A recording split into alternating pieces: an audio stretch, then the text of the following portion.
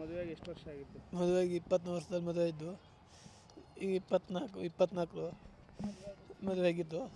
ನನ್ನ ಮಗಳು ಗಂಡ ಹೆಂಡ್ತಿದ್ದು ಯಾವ ಹುಡುಗಿದ ಅವರು ಹುಡುಗಿದು ಹುಣಸೇಕೆರೆ, ಹುಣಸೇಕೆರೆ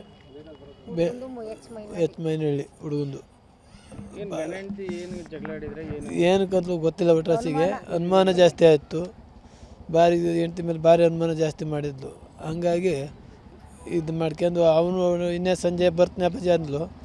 ನಾನಿದ್ದನು ಎಂತಕ್ಕೋ ತಡಿ ನೋಡಿ ನಾಳೆ ಬರ್ತೀನಿ ಬೆಳಗ್ಗೆ ಅಂತಂದೆ. ಅಷ್ಟೊತ್ತಿಗೆ ಇವನು 7 ಗಂಟೆಯಲ್ಲಿ ಆಯಿತು ನಾನು ಬರ್ತೀನಿ, ಬಂದುಬಿಟ್ಟು ನಾನು ಬನ್ನಿ ನೀವು ಆಸ್ಪತ್ರೆಗೆ ಬನ್ನಿ, ನನ್ನ ಮಗ ಆಸ್ಪತ್ರೆಗೆ ಸೇರಿಸಿನಿ ಅಂತ. ಆಮೇಲೆ ಬಂದು ನೋಡ್ತೀವಿ ವಿಷ ಕುಡ್ದ್ಯಾರ ಅಂತ ಹೇಳ್ದ. ಅಷ್ಟೇ ಇದು. ಆಮೇಲೆ ಕೊನೆಗೆ ಮತ್ತೆ ಅವನು ವಿಷ ಕುಡ್ದ್ಯಾರ ಅಂತಂದು ಹೇಳಿದ್ರು. ಅವ್ರ ಮನೆಯವ್ರು ಒಬ್ಬರೂ ಇಲ್ಲ, ಅವ್ನು ಒಬ್ಬನ ಬಿಟ್ಟು ಒಬ್ಬರೂ ಇಲ್ಲ. ಎಲ್ಲಿ ಬೇಕು ಅಲ್ಲೆಲ್ಲ ಒಯ್ದಾರೆ, ಯಾರೂ ಇಲ್ಲ. ಹಂಗೆ ಮಾಡಿದ್ದಾರೆ. ಈಗ ಗಂಡ ಹೆಂಡ್ತಿ ಮೊದಲೇವಾಗಲಾರು ಜಗಳ ಆಡ್ಕೊಂಡಿದ್ರಾ? ಮೊದಲೇ ಸತಿ ಜಗಳ ಮಾಡಿದ್ರು. ಜಗಳ ಮಾಡಿ ನಾವೇ ತೀರ್ಮಾನ ಮಾಡಿ ಬಂದಿದ್ವಿ. ನಮ್ಮ ಮಕ್ಕಳೆಲ್ಲ ಕರ್ಕೊಂಡೋಗಿ, ನಮ್ಮ ಅಣ್ಣ ಅವರೆಲ್ಲ ಕರ್ಕೊಂಡೋಗಿ ಎಲ್ಲ ತೀರ್ಮಾನ ಮಾಡ್ಕೊಂಡು ಬಂದಿದ್ವಿ. ಆಮೇಲೆ ತೀರ್ಮಾನ ಮಾಡ್ಕೊಂಡ್ಮೇಲೆ ಚೆನ್ನಾಗಿ ಸಾಕಿದ್ದ. ಈಗ ಮನೆ ಮತ್ತೇನು ಭಾರಿ ಅನುಮಾನ ಜಾಸ್ತಿ ಆಯಿತು. ಆ ಹುಡುಗಿ ಮೇಲೆ ಭಾರಿ ಅನುಮಾನ ಅಂದ್ರೆ ಭಾರಿ ಅನುಮಾನ ಆಯಿತು.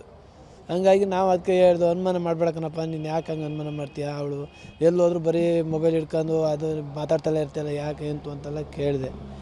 ಅದಕ್ಕೆ ಅವಳು ಹೇಳ್ದು, ಅಪ್ಪಾಜಿ ಹಿಂಗೆ ಮಾಡ್ತಾಕಣ ಅಪ್ಪಾಜಿ, ನಾನು ಬರೋಕ್ಕೆ ಅದಕ್ಕೆ ನಾನು ಬರೋಕ್ಕೆ ನನ್ನ ಮನೆ ಊರಿಗೆ ಬರ್ತಾನೆ ಅಪ್ಪಾಜಿ ಅಂತ ಹೇಳಿದಳು ಅವಳು. ಆಯ್ತು ನಾವು ಯಾಕವ ಅಂತ ಅವಳು ಅಳ್ತಲೇ ಹೇಳಿದು ನಮ್ಮ ಕೈಲಿ. ನಿನ್ನೆ ಏನಾಯಿತು? ನೆನ್ನೆ ಅದೇ ಅದು ಏನಾಯ್ತು ಅಂತ ಗೊತ್ತಾಗಲ್ಲ. ಒಟ್ರಾಸಿ ಅವಳು ಔಷಧಿ ಕುಡ್ದ ವಿಚಾರನೇ ಗೊತ್ತಿಲ್ಲ. ಒಟ್ರಾಸಿ ಇಲ್ಲಿ ಬಂದು ಮನೆಯವ್ರು ಬಂದಿಲ್ಲ. ಮನೆಯವರು ನನಗೆ ಗೊತ್ತೂ ಇಲ್ಲ ಅದು ಏನಾಯಿತು ಎಂತಾಯಿತು ಅಂತ ನಮ್ಮ ಮನೆಯವ್ರಿಗೆ ಗೊತ್ತೇ ಇಲ್ಲ.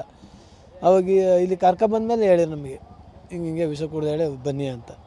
ಅವಾಗ ಅಲ್ಲಿಂದ 10 ಗಂಟೆಗೆ ಬಂದ್ವಿ ನಾವು ಇಲ್ಲಿಗೆ. ಗೊತ್ತಿಲ್ಲ ಬಂದಾಗ ಅಡ್ಮಿಟ್ ಮಾಡ್ಕೊಂಡು ಅವನೇ ಗಣ್ಣೆ ಕರ್ಕೊಬಂದು ವಿಷ ಪಸ ಏನೂ ತೆಗ್ದಿಲ್ಲ, ಬರೀ ಅಡ್ಮಿಟ್ ಮಾಡ್ಕೊಂಡು ಸುಮ್ಮನೆ ಇದ್ದಾನೆ. ಅದಕ್ಕೇನು ತಿಳ್ಕೊಂತಾರೆ ಹೇಳಿ ಅವಾಗ?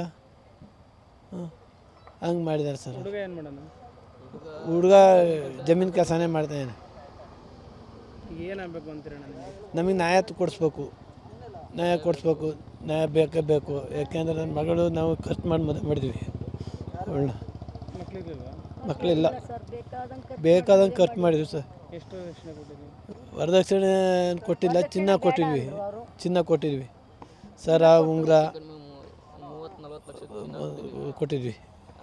ದುಡ್ಡು 1.5 ಲಕ್ಷ ಏನೋ ಕೊಟ್ಟಿವಿ, 1.30 ಏನೋ ಕೊಟ್ಟಿವಿ. ಲಕ್ಷ್ಮಣ ಅಂತ.